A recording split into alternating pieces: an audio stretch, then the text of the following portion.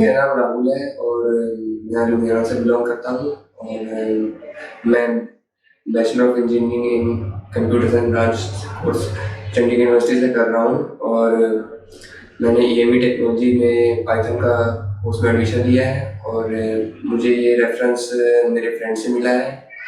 यहाँ पे बहुत ही प्रैक्टिकल नॉलेज दी जाती है मतलब कि रियल लाइफ वर्ल्ड की जो प्रैक्टिकल प्रॉब्लम्स हैं वो यहाँ पे सिखाया जाता है और यहाँ पे स्टाफ बहुत अच्छे हैं और सिखाने का तरीका बहुत बढ़िया है। Thank you.